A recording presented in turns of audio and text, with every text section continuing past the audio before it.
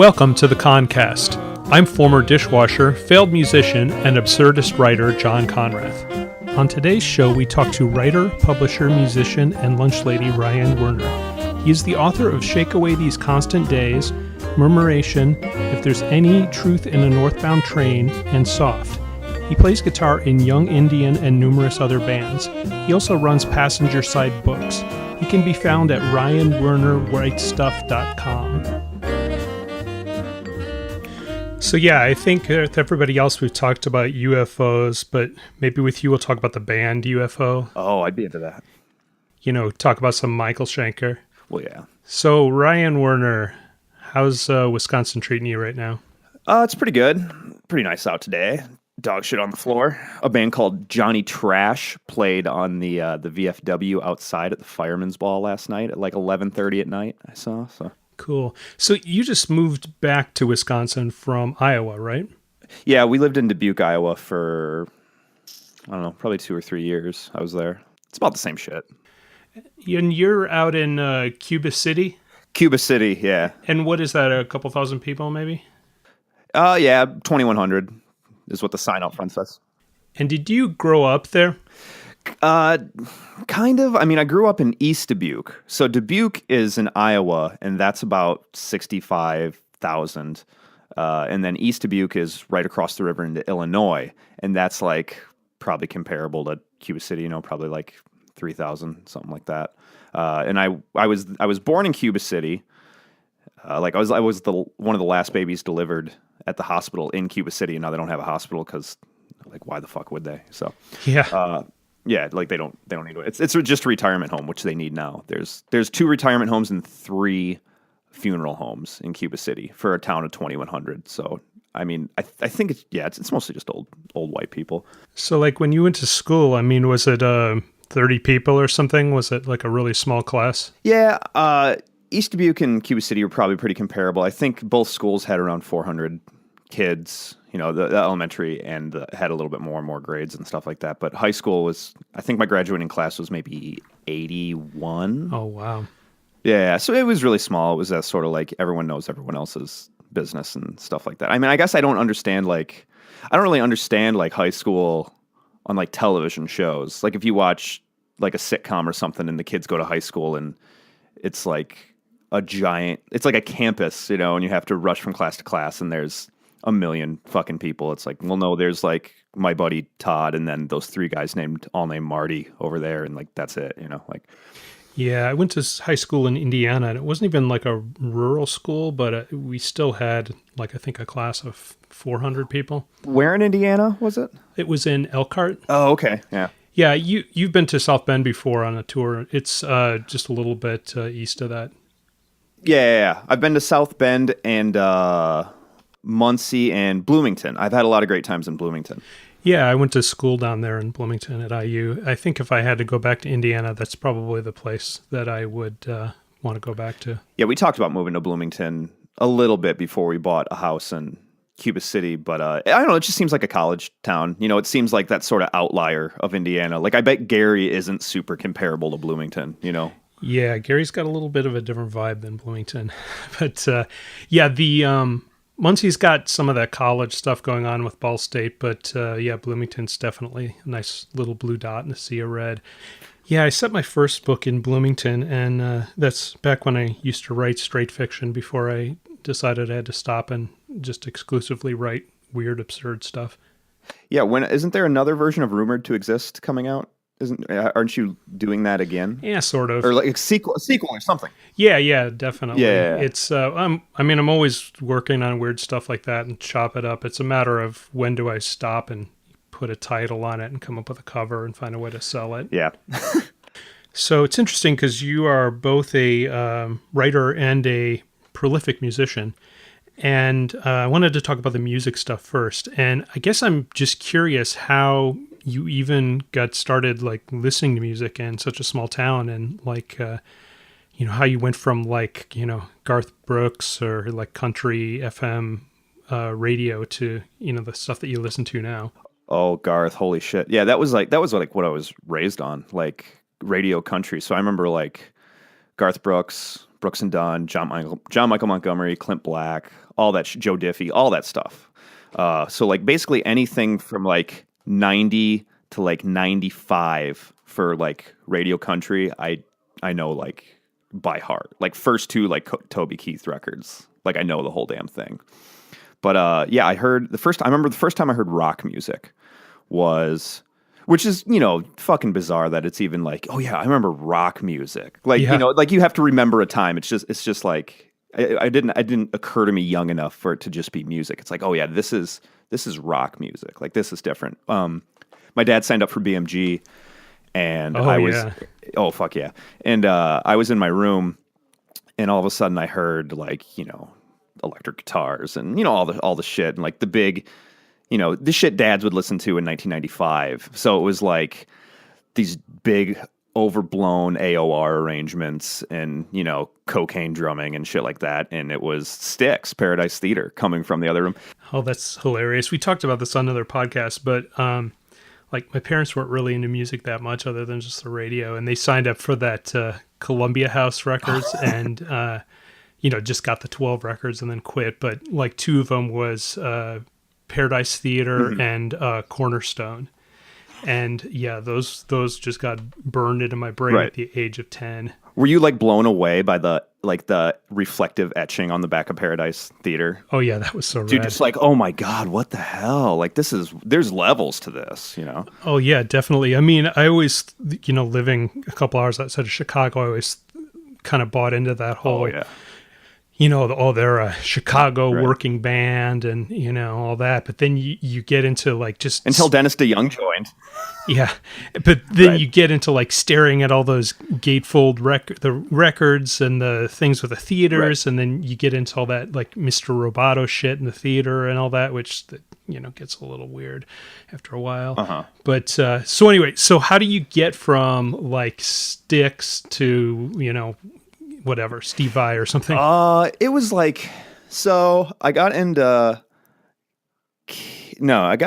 Styx, and then I remember going to school and telling kids, you know, like 5th grade, like school had started, and I was like, yeah, you know, like you guys into Styx? Yeah, I thought there was like a new cool band, like, oh shit, yeah, like I'm gonna get the drop on all these kids and let them know like about Styx because they're new and fucking awesome, you know.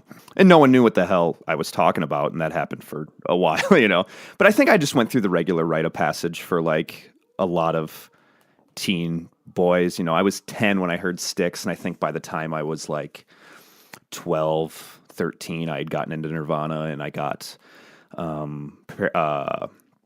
Appetite for Destruction from my aunt. I stole her copy of it. You know, everyone has like a cool aunt that you can just like steal her Guns N' Roses fucking album, you know?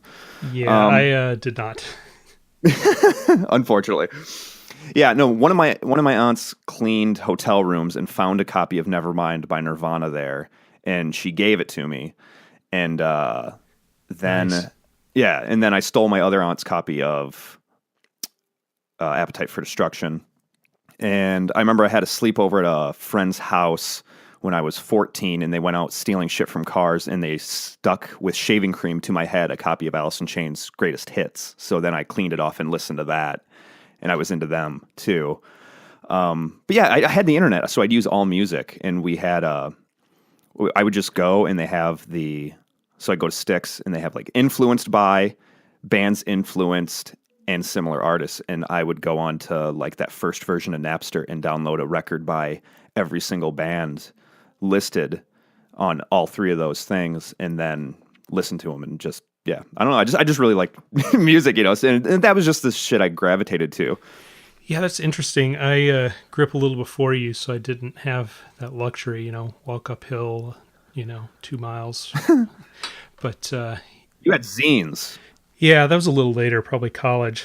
When I was a kid, though, we did have MTV, and actually, to get into the whole Crocus thing, that's where I first heard them. Whoa. Yeah, back then they had that one album, and... Boom Goes the Dynamite? Was that it? No, it was Headhunter. Oh, okay, yeah. Yeah, and they always would play the one video off of it, Screaming in the Night, and it was like back when they would play the top 10 or top 20 or something every Friday night, and Like that, Right. that one video was always in there, and it just, it looked cool. And I don't think it had a story or anything, but yeah, I just decided, I got to check those guys out. Yeah, and so MTV got me into all of those like top 40 hard rock bands like Twisted Sister and Yeah. Quiet Riot and Def Leppard. And then, later on, it kind of progressed from there into Metallica and the other heavier stuff.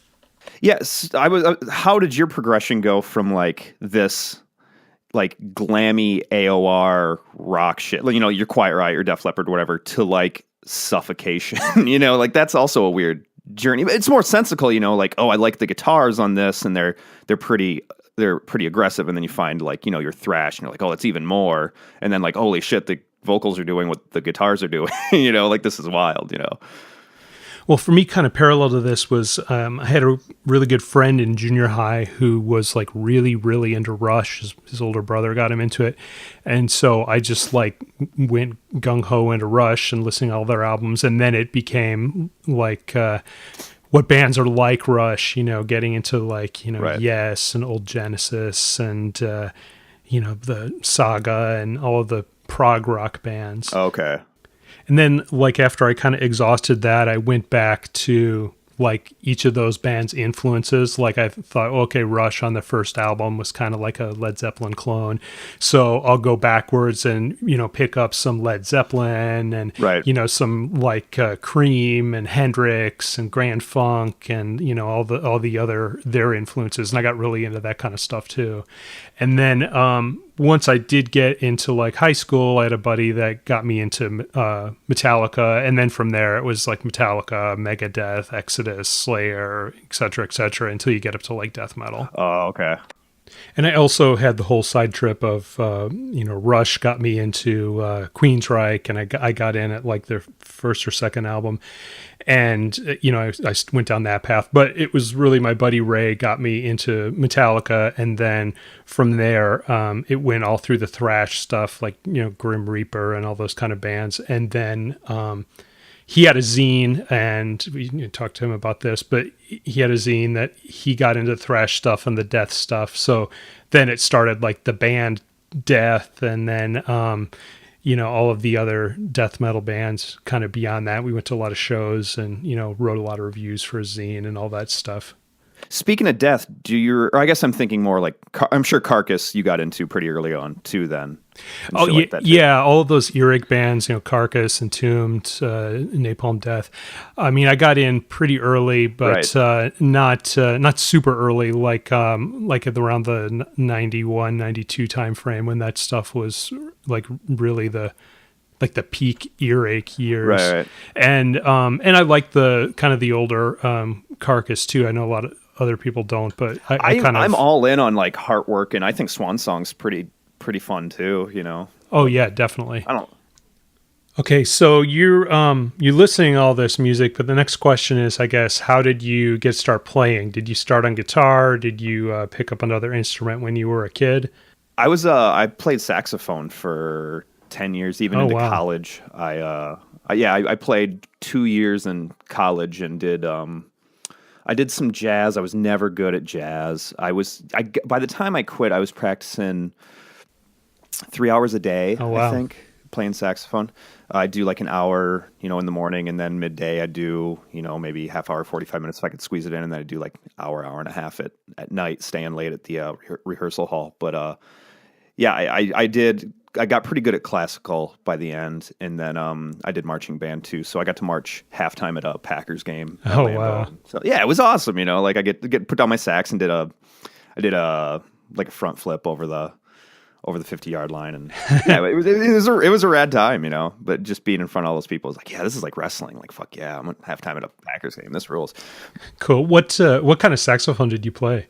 I play alto. I picked it back up recently on my newest solo record. I picked the sax back up and figured it out. I'm trying to figure out how to get to Kenosha once a month to play with my friend Jeff Moody's band Foulmouth. They want to do like a Rolling Stones sort of horn section, and I want to be a part of that. But you know, and it's like a 2.5 hour drive, so it's hard to find that time, especially when I'm in 3 other bands right now and 2 jobs and all this other stuff. But yeah, I played saxophone starting in 5th grade, and then junior high, you know, I begged my folks to get me a guitar.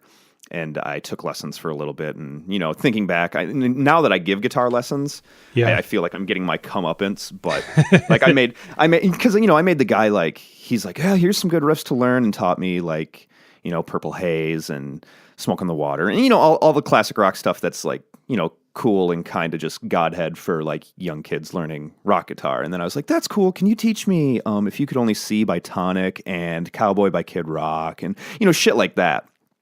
Like the radio rock stuff that I kind of, I knew it was like the most rock I could get on the radio in like the tri-state area of the Midwest. Yeah. But, and he was trying to show me this other stuff and I thought it was kind of cool, too. But yeah, I got a guitar. And what was your first? It was like a Squier, like just Bullet, like just the black. Like the $100 one. Yeah. And little practice amp. And I sold it to I played for a little bit, took lessons, and then, you know, wasn't practicing and just told my mom, like, you know, I think I don't want to do this anymore. And she's like, all right, fine. I don't want to drive you to fucking guitar lessons every Saturday morning if you don't want to do it. So let's stop. So I stopped. And then when I was 15, I bought a shitty classical guitar off of a guy that like found it in his attic, this dude I was buds with in high school, and played that. Then I got a Squier like Stage Master or some shit from my friend who did basically what I did. He bought a guitar and a little amp and tried it and quit. So I bought the package off of him. I still have the amp. I still have the guitar too. It's broken in half completely because I fucking dropped it. Or I hit it off something and then I dropped it off like a giant stack of amps I climbed up on top of and just fucking chucked it off of. But it's got a Glenn Benton autograph on it, so I'm not going to get rid of it. I have that. But in telling that story, I remembered another like crucial moment in like getting into more classic rock too. When I was 14, I worked at a hotel restaurant, like bussing tables and stuff like that when I was like 14, 15. And there was this old dude there that always told me like, yeah, like fucking Van Halen 1, man. Like, you got to get Van Halen 1, you know? And I'm like, okay, cool. So I went out, and on the same day, I got the first Slipknot record and Van Halen 1. And I listened to Van Halen 1. I was like, this kind of fucking is cool. And then it was done, so I put on the Slipknot record. I got like 3 songs in. I'm like, you know, I'm not really into this. And then I listened to Van Halen 1 again. And it was just like, you know, it's like one of those like fork in the road moments where it's like, you know, I could have gone one way. Yeah. And then now the rest is history. Yeah, I had a guitar teacher that was like super into Van Halen. Like he was like a Shiite Van Halen follower. Like he listened to that first album and then, you know, just instantly, you know, taped up the guitar and, you know, got the amp and got the digital delay so he could play Cathedral with all the tapping stuff. And then he was like totally into that. And then one day he was like, okay, we're done with that. Let's move on. Here's Steve Vai. Oh, fuck. Yeah. And so exactly that, he went out and bought the Ibanez guitar and the amp and the pedals and all that. And he even like was like, okay, I'm going to Berkeley now. He went whole hog on that. Oh yeah, definitely. And, you know, he went, I mean, he's a genius player, my friend Jamie McGarrett. Okay. And, you know, he's just great teacher, great theorist. And he was just, you know, whole hog into just all of this, you know, the kind of extreme solo guitar stuff. And, you know, and now he's totally out of it. He only plays like classical finger style type stuff. Yeah, I think a lot of like those like 80s shredder people, dudes. Yeah. I mean, like for the 6 non-dude identifying people that do it, like awesome. But like mostly 80s shredders, dude, that I talk to, like they just are like, yeah, man, I had the gem and I, you know, could play fucking Black Star by Yngwie front to back. And now they're all just like, yeah, I play like flamenco or I do jazz or, you know, you just like it was never, I don't know. I think that stuff's always kind of weird. Like you weren't really into the like music of it, you ended up being into like the technical, like, which is fine. You know, you just like the technical thing is what sort of grabs their attention, which it never really was for me. I mean, it is kind of, because you don't really listen to shred to be like, oh, the songwriting is impeccable, you know. But Yeah, and a lot of that was like, it's just like the theory behind it, like, oh, it's going to be this mode with this diminished, Yeah. and, you know, I'm going to show you how to do it in odd meter and all this stuff. And like Satriani and Vi used to do those columns just on theory and guitar for the practicing musician. You can probably find them online, ripped to PDFs. Oh, yeah. But, you know, there was kind of all that of just the math of it, you know, the theory, and it's, you know, definitely an acquired taste and, you know, mostly for dudes.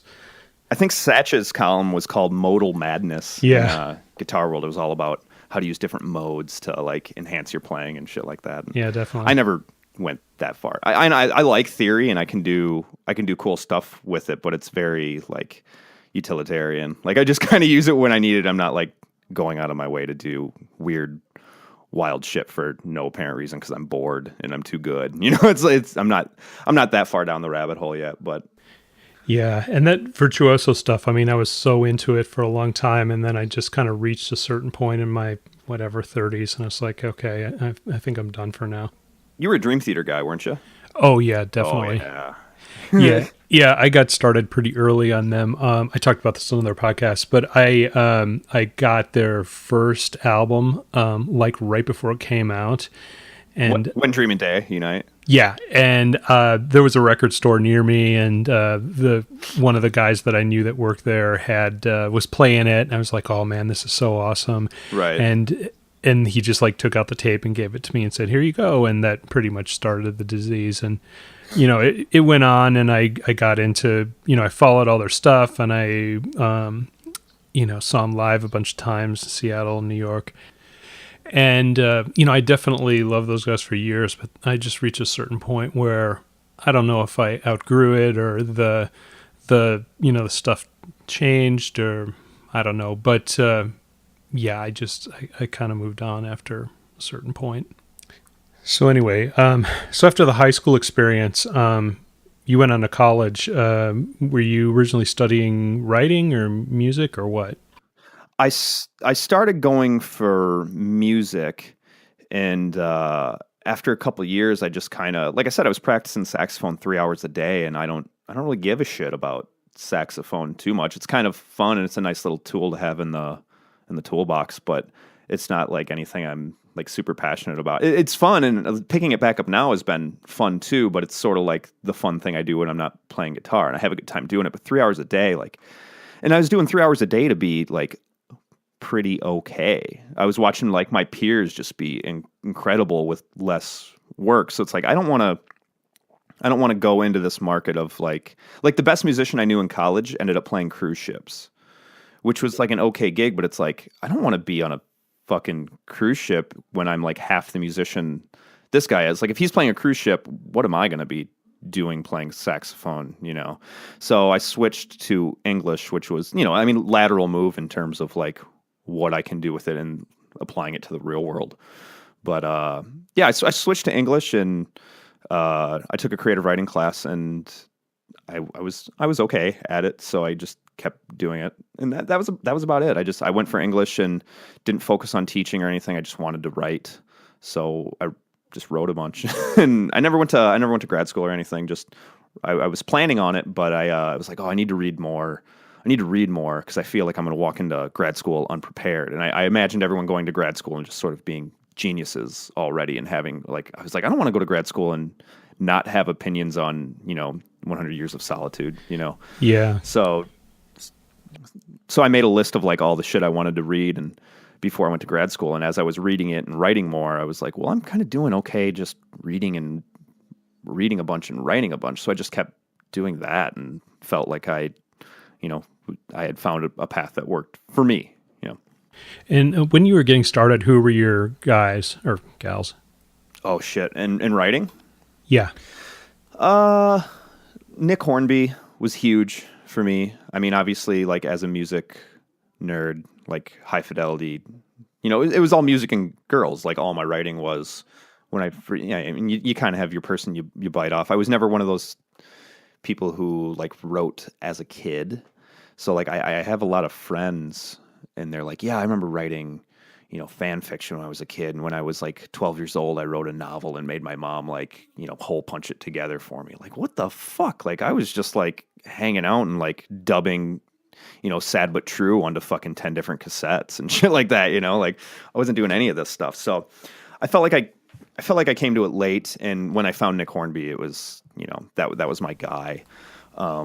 Yeah, I think I told you my Hornby story before, but I met him at a signing in Seattle, like right around the time Fever Pitch came out, and I was just talking to him in line or whatever, and at that time I was a really obsessive record collector, and I had about 1,000 records and had everything cataloged and numbered and had this big thing online, a big list, and I was talking to him about that because at that time, he bought a second house, and he would, he lived in one with his wife and everything, but then he would go to the other one, and it was just his writing and his record collection place. And I, told him, I just broke 1,000 records. I just, got to that point in the collection. He said, yeah, it's pretty easy, isn't it? Yeah, Hornby was kind of a big thing for me back then in the mid-'90s, and, I haven't really caught up with his new stuff, but I still dip in the old stuff. The last one I read was Juliet Naked, and it was good. I liked it. I haven't read Funny Girl. Is that the newest one, or is that a Barbra Streisand movie? Yeah, I don't know. I guess I haven't caught up that much. I think the last thing that I bought of his was he did one of those kind of journal-y things of everything that he like read and watched over the course of a year. Oh, yeah, like the Polysyllabic Spree and Shakespeare Wrote for Money, and there's a third one, I think, that I do not have. But those were good, too. I think he's good, and he's good. He's just like, it's very natural. He's not, like, too clever for his own good. Like, he's not, like, I don't know, I feel like after him, I got really into, like, writers. Where, like your Amy Hempel and your Gary Lutz and stuff like that, where it's, like, regular-ass people aren't picking the shit up and just enjoying it. I feel like with Hornby, it's like, yeah, anybody can like this because it's just fucking good. Like, it's just enjoyable and easy to read, and there's still depth to it. It's not like it's easy to read because it's fucking dumb. He's good and he's smart, Yeah, and in a similar vein, you were also a big Raymond Carver guy too, right? That was like the next big thing for me. It was Carver. So it was sort of like, the reasons I liked Hornby were like the opposite reasons I like Carver, who I definitely think of as like a writer's writer, Yeah, definitely. I mean, for me, the big thing with Carver was he was just such a master of like the short form stuff. And like, and that's where I really got into the short form stuff, because I don't think Hornby ever did too many short stories. He has maybe not. One, I think he has one in that Speaking with the Angel anthology he did for I think it was for like an autism like nonprofit or something like that. But I think he has one in there. But yeah, like he was a novel dude, and then I found Carver and I read. I think the first one I read was the title story from What We Talk About When We Talk About Love, because I thought that was a great title. So I read it and I was like, oh my God. And then I went back to the beginning and read, it was I think it was Why Don't You Dance? And I was like, oh my God. I was just like bowled over. Like, this is great. Like, all the reasons people kind of love Carver and then unfortunately like rip him off for the next year and a half while they figure out what they actually want to sound like as themselves, But yeah, he's just like a master of the short form. He's just he's so fucking good. And like, those sentences, those like, I always say he's got those bullet sentences, just, they just hit. But yeah, I read him. I think I read everything by him over the course of like a year, just sort of like pounded through everything. And then I got that Where I'm Calling From anthology and read all that, which was a bunch of stories I had already read anyways, Yeah, and I always think of him and Amy Hempel as kind of clumped together too. I got into her stuff. I'm looking at my shelves here, and like the Carver and the Hempel stuff is like right next to each other on the shelves. Yeah, but her stuff is always so great. And I forget how I got into her. I think it was from reading a Polinick interview. I think that he used to, work with her and name dropped her at some point, Yeah, he's a big, I mean, his stuff is whatever. It is what it is. I think Choke is a good book. I think Fight Club is pretty all right, and then I think the rest is sort of varying degrees of like it varies from like trash to like this is fine, But he's a huge like minimalist writer fan, which which makes sense when you like think about it reading his style. But yeah, he's a huge Hempel nut. Yeah, I just remember him studying with her. He did, yeah. Yeah, definitely. I think he did. Monica Drake might have as well. That's another big one from that workshop, I think, but or bigger one. But yeah, he studied with Hempel.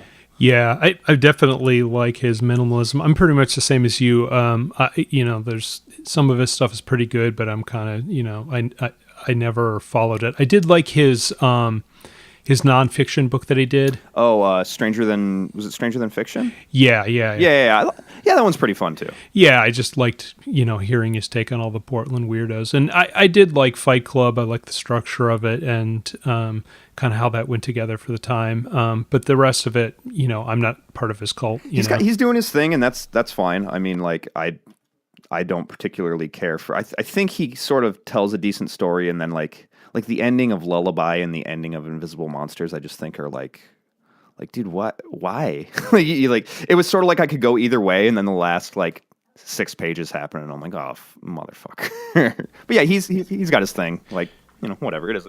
Yeah, and even like the end of Fight Club, when they did the movie, they changed it. Yeah, and he was like, yeah, I probably just should have done it that way. So going back, I was looking at your list of published history, which is at ryanwernerwritesstuff.com, and I'll put the link in the show notes for everybody. And just looking at this, I mean, you've done a ton of short form stuff, Flash and short stories and stuff like that. Mm-hmm. So yeah, a lot of like online journal and small press stuff. And I think around the time we started talking was when you published the book Shake Away These Constant Days, which was one of your early things. That was my first book, yeah. Yeah, and you published that with, who was it? Jersey Devil? Yeah, Jersey Devil Press. Who runs that? It was Eric Gumney. I don't know if he's still involved. I think he might be still like the head honcho dude. There's a guy named Mike Sweeney. Eric and Mike Sweeney were the ones that really helped me with that book, and Mike was sort of like the guiding star for that. And Sam Snook Brown was an editor there at the time, and he was very, very like one of my big like proponents for me. Like he definitely put the word out there for me and vouched for me and stuff. But Mike and Eric really helped me. That was started from a project I did called Our Band Could Be Your Lit, which is one of the things I did when I was not going to grad school. I was like, well, if I'm not going to go to grad school and I'm just going to read and write, then I better fucking read it and I better fucking write. So I had an idea to write a flash fiction story, so a story around 700 words, which was like, the Smoke Long length, because I was really obsessed with like I got to get into Smoke Long Quarterly. Like that's my goal. I want to get in there. And so every week I would write a 700 or so word short story based on a song suggested to me by a musician or a writer from all around the world, because I knew all these musicians from being in bands, and I was starting to meet more writers through the internet and stuff like that. So I would just sort of like message like Bill Rohrbach and be like, hey, like, can you suggest a song? I'm doing this project. And then, they don't have to do much. They just have to be like, oh yeah, fucking Neil Young, or, do this Neil Young song. Or, like Topan Das from Fuck the Facts was like, oh yeah, do this. I forget what fucking song. But yeah, I found all these, like, I just kind of like knew all these metal musicians and rock musicians and stuff like that. And yeah, the project, I think my goal was to do 100 of them. I think I did like 50 some, and then, found other projects, because 100 fucking Flash pieces is one a week. That's a lot, and I had other things I wanted to write. So I didn't finish it, but I don't really think the project was a failure. It turned into my first book, and I met a lot of other writers through there and met a lot of people through that. And how many pieces were in that? I think it was 30. It was like a 90-page book or something like that. There was 30 short stories. I think they were all under 1,000 words. Yeah, when it came out, I remember my friends being like, "Oh, I got to get your fucking new pamphlet, man." Like, just kind of like, "All right, I get it. It's not quite. I mean, it's a book if you're like are a writer, but if you're like just a regular person, like yeah, it's a fucking pamphlet. Like like I don't give a shit about your pamphlet. So Yeah. I had a similar problem when I was working on my book, Rumor to Exist. that's a book though. that's a book ass book. That's like Infinite Jest shit. Yeah, well, it's not exactly that long. But, No, it's not that one. yeah, but anyway, so Rumored was made up of like 200 of these like small flash fiction pieces or whatever, and when I was like sending it out to people, they were always like, "Oh Right. yeah, I like this. I like this paragraph. You got any more of these paragraphs you written?" And it's like they're not paragraphs, man. They're stories. They're pieces of flash, whatever you want to call it. So yeah, and I also wanted to have 256 of them, like as a computer geek thing. Right. But I only did like 200. That's like when I put out Soft. That like, is that your book of tweets, man? Like, oh, fuck, they're not. Yeah.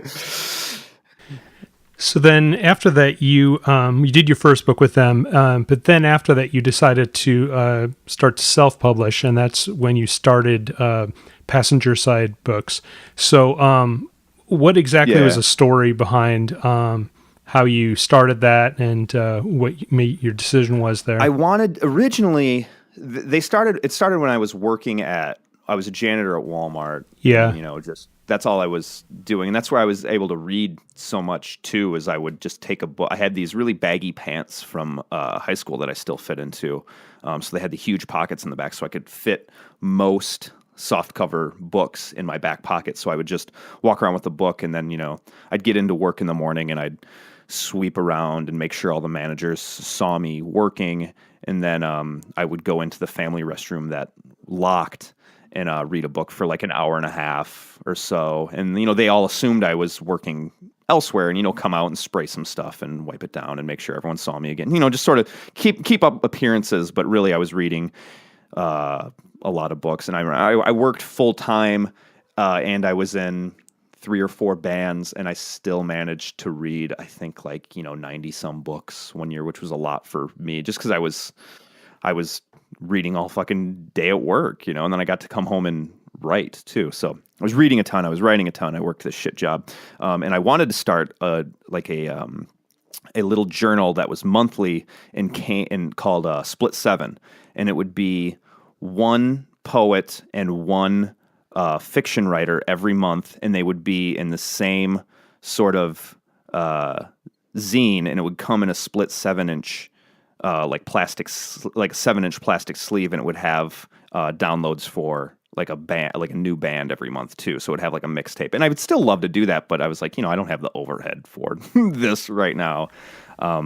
Yeah, and you'd probably have to do like special papers or textures or whatever for like they used to do with records. Yeah, I'd have to do something. Yeah, like a gatefold blood red mixed together. Right. Whatever you'd have to do.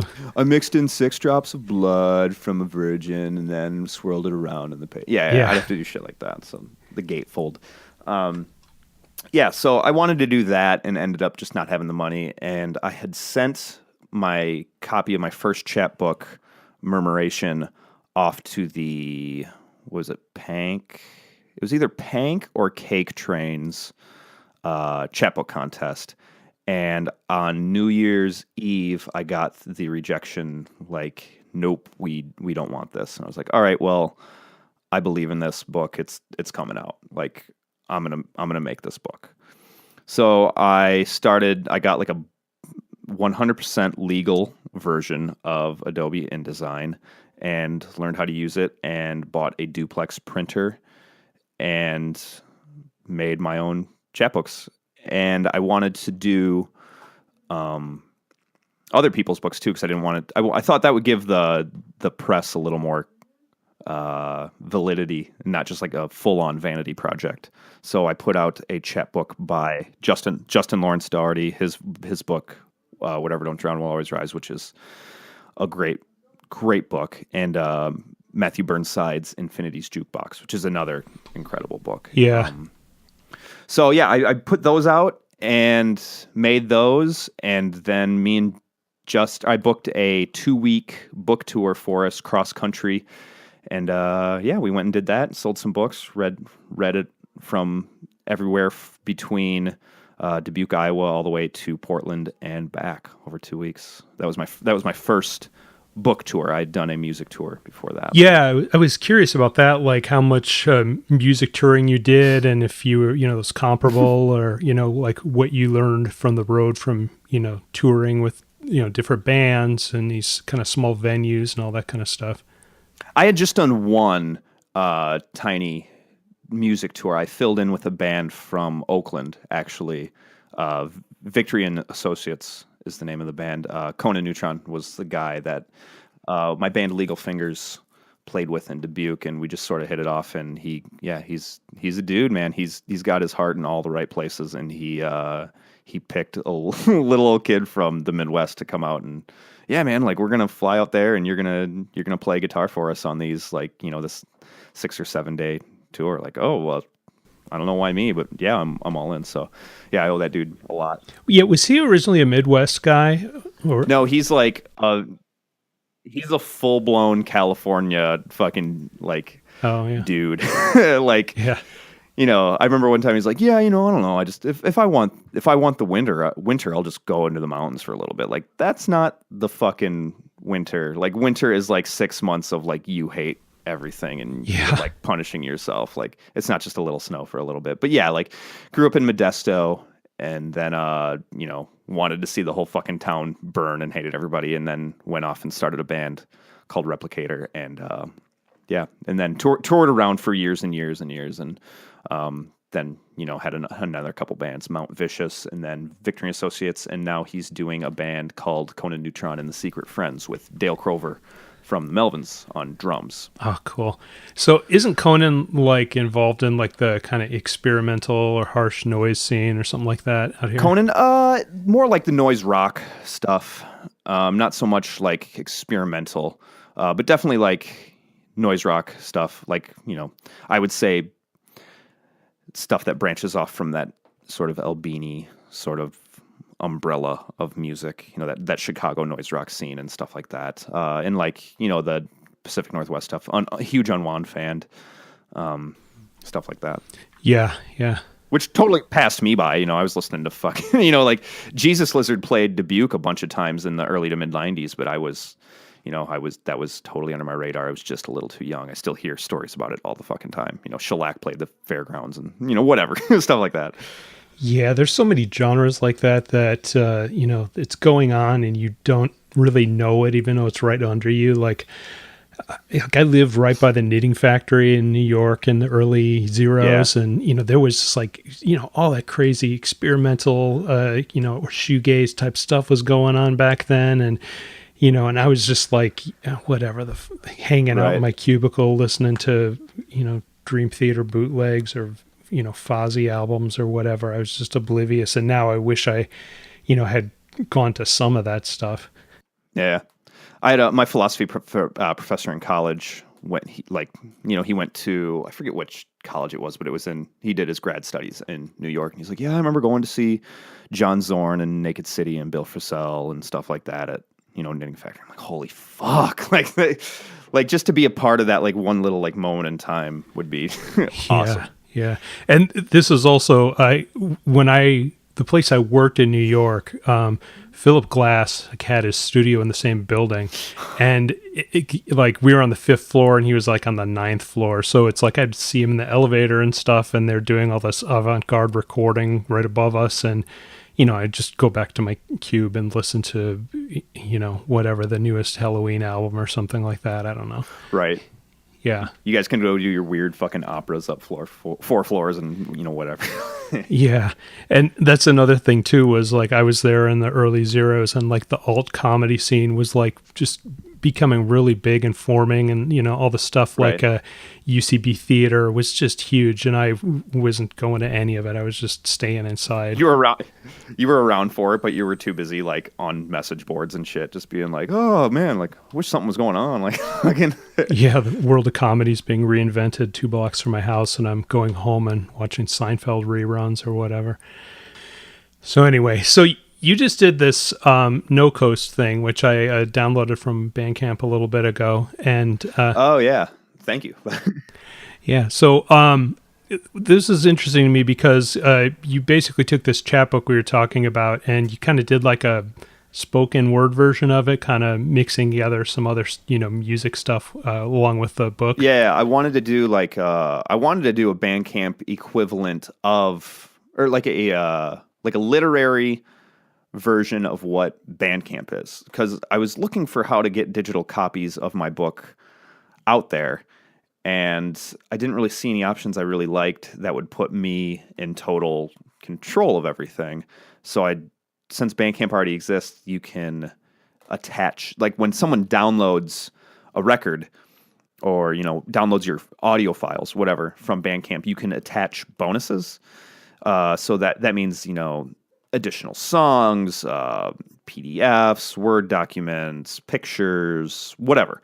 So I wanted to have eventually I would like to have digital copies of all of my books on Bandcamp, but I wanted to do the spoken word version of the book, so the audio book version, plus a companion album with a different song written specifically for each story that would be its own separate track, and then it would weave in and out of the the space breaks between sections of the audio book version.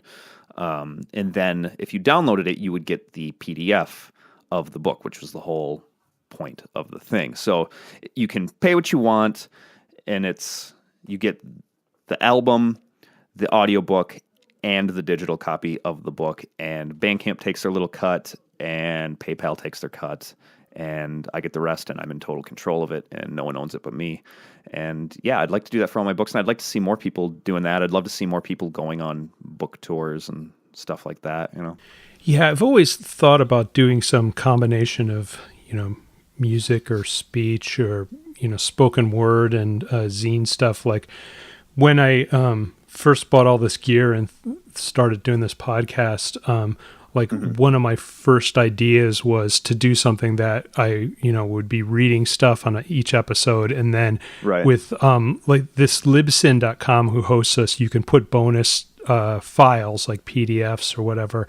So I thought, I'd do like some kind of zine thing and then do some kind of spoken word thing, but I just haven't really figured it out. And I think most people listen to this on iTunes, and I don't know how iTunes handles those extra files like that. So, and then there's also just the whole issue of I'm a really shitty musician, and I don't think I could ever, come up with anything good to put behind my spoken word. So, there's that. I mean, maybe do some weird synthesizer, ambient noise, whatever stuff. I don't know. But, you got a couple metal zones. You can just chain those together and twist some knobs. You'll be fine.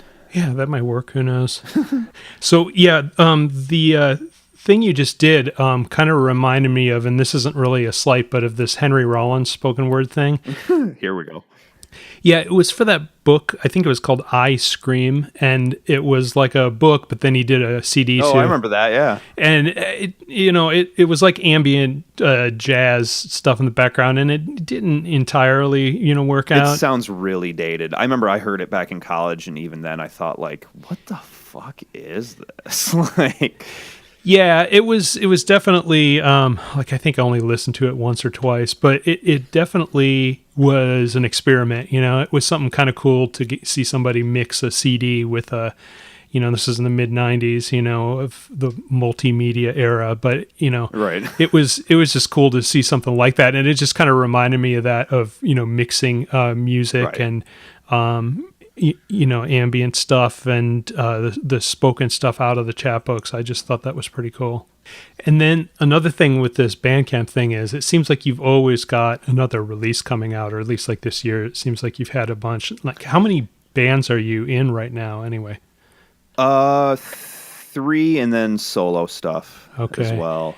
Yeah, I just think it's cool every time I log into Bandcamp, it's like there's another release, and I buy it, and it's always cool stuff. So Yeah, I think this summer I've put out 3 records, and right now, I mean, as soon as I'm done with this interview, I'm going back to mixing another record that I'm working on, and then I have drums for another record for one of my other bands in the can that we have to still track, but I'm mixing another record. And yeah, I had Walnuts just come out, No Coast came out a month or two ago. And I play bass in a metal band called Hexus that just put out our first EP on Friday. So yeah, just a lot of stuff going on.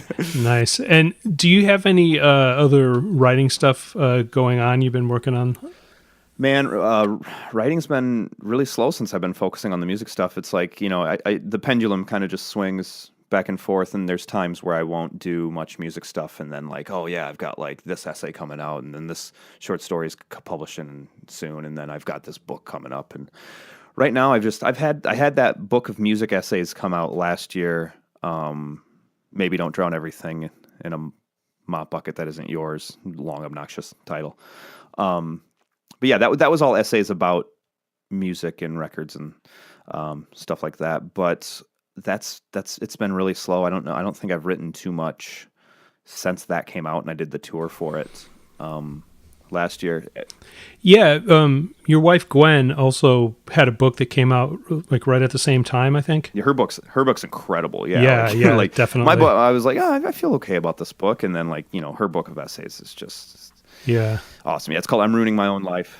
Yeah, I remember that. That did come out like exactly a year ago. They both came out? Yeah. Yeah, I think it's about, because I think on like, the Facebook on this day, it popped up like her holding a copy, like, look what I just got. And that was like, a couple days ago, last week or something like that. So yeah, it's been about a week. So that means I should be seeing pictures from the tour coming up here in, another week or two. Yeah, I remember this because it came up on my Facebook memories thing too of a year ago, because I got your books in the mail like the day that I left on vacation to go to Nashville and Memphis. And so like I was stuck in a Memphis airport for a couple hours, and I like opened up the books and read through them. And then I like took a couple of pictures in front of like an Elvis mosaic in the airport or something. I think you did actually. Yeah. Yeah. So I posted that. So yeah, I remember that stuff. Yeah, and hers I really like. It was just kind of very confessional memoir kind of stuff, but pretty heavy hitting. And yours I kind of liked. I mean, it almost had like the Nick Hornby thing kind of going on. But just like the idea of the longer music essays and tying in with your life was pretty cool. Yeah, and that book was sort of like, I'm on this little hiatus from writing. Not sort of like, okay, I need to take a break, but just like, well, I'm going to do other stuff, and if I find time to write, I will write, but I'm staying busy, But that book was like, I feel okay taking this little break, because that book was like full circle sort of thing for me, because I got into writing because I wanted to write about music and girls, and then I started and I wasn't very good at it, so then I wrote all this weird fiction for not weird like like bizarro or anything. I didn't go too far down the like the butt plug Lunchables atmospheres sort of. Yeah, that's me. Sort of line, but weird for me in the sense that it was like, well, I'm gonna write this story about this guy whose ex-fiance tries to get him back by filling a pool with new Coke and shit like that. And then I came back around to like, well, maybe I can write about music and girls now, and maybe I'm better. And then I did, and so I feel like, yeah, okay, this is a good spot to sort of take a break. I did the thing I originally wanted to do, and I did an okay job of it. So I'll come back to this, but it'll be a new sort of beginning for me, a whole new thing, which it usually is, but an extra double new thing. Yeah. Well, if you can't get anything going, you could always start a zine like I was working on. I could always start a zine. I would like to see a zine come back. My friend Sam Lock Ward, who's a great, and you think I'm prolific. This dude was putting this, I think in the, he stopped this year, I think, but for the 18 months prior, he put out a new record every month of different stuff. Just like he's one of these home recorders, and he's great. My friend Bob Bucko Jr. too is another one of those dudes. He's like, yeah, I don't really like practice. I just like record. Like, oh, so like you'll write something and record it, and there's your new record, and he goes on tour all the time. So yeah, both those dudes are like super prolific. But Sam Lock Ward is doing like zine comics and stuff now, which is really cool, and a cool scene I'd love to get more into, but I just haven't quite found how to crack into that sort of zine. I see Zine Fest pop up all the time, but it's hard to find this stuff, for me at least. It's the internet. There's the internet though, so I guess I'm not trying super hard. Yeah. I just went back to doing a zine. I just did like a one-off last year, and maybe I'll do another one, but Yeah, it was weird for me to go back after like 20 years from like back in the day when I did another zine. You had your metal zine? Yeah, I did that Xenocide, and and it haven't worked on anything since. And it was fun to get out the big stapler and the photocopier and do all that stuff. Yeah. Yeah, it was so weird after doing everything on the internet, going back and getting out stamps and inhaling too much toner, right. And just actually having to stuff envelopes and just do the whole thing again. I mean, it was just a weird kind of tactile way of getting back to it. And I even did all the printing here at home. I just loaded up my inkjet. I didn't even want to go to Kinko's or whatever, and I just ran it off while I was sitting here at work or whatever. Toner's cheap. Who cares? And if you can print them at work, even better. Like, yeah, I work from home, so I still pay for it. Oh, yeah. So it was fun. I mean, I don't know. It was fun just writing Flash and putting that in. I don't know if I could do another metal zine again. Yeah, I mean, I'm kind of like, I don't really know what's awesome. Yeah, I mean, it's hard to keep track of bands, and it's it's hard to I don't know. Right. And like doing a lid zine too was a little bit of a challenge because I think people's attention spans are just kind of gone now, and like, I mean, most of the stuff I write is 500-600 words, and I was finding with this zine, it's like I had to dial it in and do like 50-word pieces just to get it to fit. And like, I don't think I could drop, right. a 5,000-word story into a zine and expect people to read it or, be able to pay to photocopy all of those words. But so, yeah, and that was the thing with your chapbook stuff is like it was a lot tighter, and I think it was just kind of, snappier to read and easier to grab people's attention. So, I think with your stuff that worked out pretty good. Yeah, I mean, it's that signal to noise ratio. I'd rather do like an 800-word story that just kind of fucking pops than do like, I could, make this a little more literary and sort of do some of the more pleasant and effective tropes of the longer form fiction, and it would still work. But it would just be different, I mean, it's like, yeah, you can write a fucking like 7-minute grind song, but at what point does it not matter? Yeah. Yeah. I mean, when I first started writing, I thought that was kind of the expectation was to write those kind of MFA style stories with, an A and a B line, 5,000 to 10,000 words, right. whatever. And, I did some of that, and, some of it is in zines where it was a little bit overkill to have something that big there, but whatever. Right. But I think it was really when I started doing this shorter stuff that I really kind of found my own writing. But sometimes it's nice to go back and read the longer stuff too. I mean, whatever. I think that length is a good, like the 3,500 to like 6,000 word range. I mean, there's still journals that'll pay for that. I got into I think my biggest publication was I was in the print version of the Indiana Review out of Bloomington, actually. Oh yeah, and, like that was like a super literary, like 4,000 word short story, like to the T, like the shit this like that people that read for those journals like fucking jizz all over about. It's like it was a story about like an old jazz musician trying to get his life back together through, hasn't played music in a long time, and a widower that owns a bar, and these two stories kind of like join up in the middle with like a moment of realization. Whatever. Like that's it was what it was, but like it's different than everything else I've ever written. But I also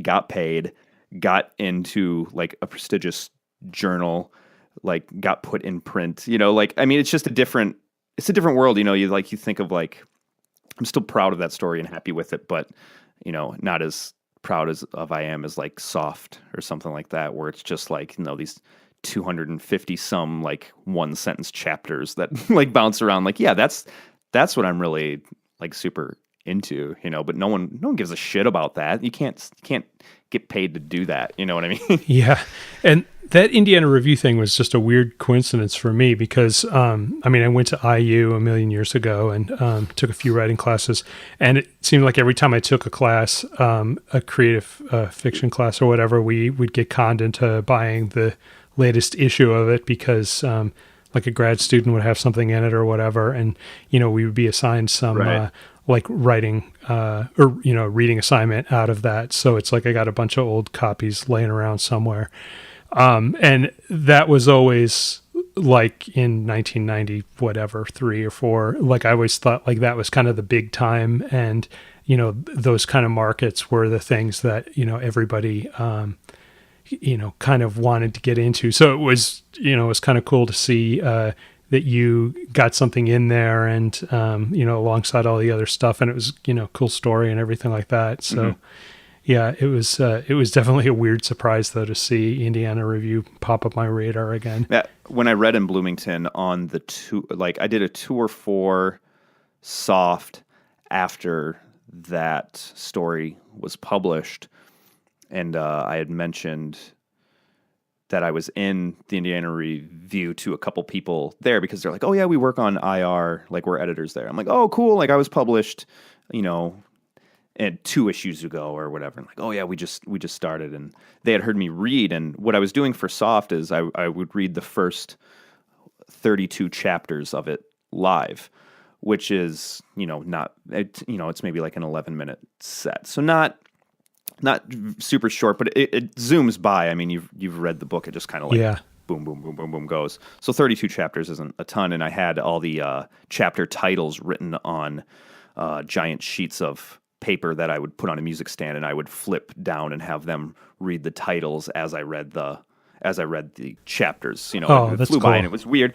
Yeah, and it was a different like experience than like someone coming up there and just like here's a poem, here's a story, here's a whatever. It was more interactive and fun and a little different. And one of the editors came up and he's like, "Oh, you were published in the Indiana Review? Like, what kind of thing did you have in there?" Because he knew like the stuff I was reading is like, we wouldn't publish anything like this. Like, what the hell did you write? What did you write that we published that is not this? So it's just a weird thing. Cool. So do we want to talk about Terry Funk now? Or can we get into that? We can talk about Terry Funk. He's pretty cool. I was just about to go to bed last night, and then I walked out to see what he was doing, and he came up from the basement, and he had shit and pissed on the floor in front of the washer, as Terry Funk is prone to do. And has he announced his retirement yet? He's thinking about it. He's I think he announced his retirement a couple weeks ago, and he's announced he's coming out of retirement again. Oh, nice. Already. Yeah. But yeah. And we should probably mention this is your dog, not the wrestler. My dog is. Yeah, I don't live with Terry Funk. Yeah, and I wish copyright laws weren't a thing, so I could put in the audio of that Terry Funk country western single. Oh yeah, I think he has another one too called Texas Bronco. I think he's got 2 singles. I don't know if it's an A-side B-side thing of the 7-inch, but yeah, I think it was in Japan, of course. They love the funker. So yeah, I'll have to find it and put a link in the show notes, or go to YouTube and search on Terry Funk music. It's really good. There's also the Von Erichs have a single too. I think it's like "My Dad Can Beat Up Your Dad" is like the name of it, or it's something to that effect. But yeah, my dog Terry Funk is he's all right. He's a pretty good boy. German Shepherd mix. I didn't know people go fucking ape shit for German Shepherds until I got one, and then like everywhere I take, I'm like, oh my god, I love German Shepherds. Like, who gives a fuck? Like, it just I don't really think I have a preference for any. It's just they're just dogs. I don't know. I'm not an animal. Yeah, person. My wife had a German Shepherd as a kid, so she's a little gaga about them. Yeah, but we've got, small apartment, a 100-pound dog. Right. Yeah, they're a little bigger. So. Yeah. So people can find this out on Bandcamp, and I'll put the URLs in the show notes. But yeah, it's what is it? How do they set it up? Is it so yeah, it's ryanwerner.bandcamp.com.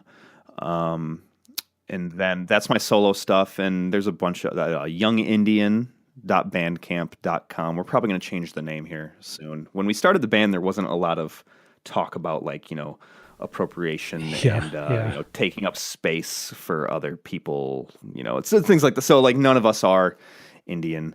So, like I said, when we started the band, we just thought it sounded cool and didn't really think like, oh yeah, we're taking something away from another group of people. So I don't know. I mean, Yeah, well, at least you don't have Chief Wahoo like holding a hatchet as your logo for your band or something like that. yeah. Well, living in Cuba City, actually, we can't have a school mascot because we're the Cuba City Cubans. Oh, yeah. Yeah, it's fucked. They've been talking for years and years, like, oh well, Cuba City is the city of presidents, so we should be the Cuba City presidents. So that change the colors to red, white, and blue, and they can have a mascot of like Abe Lincoln or fucking whatever, Yeah.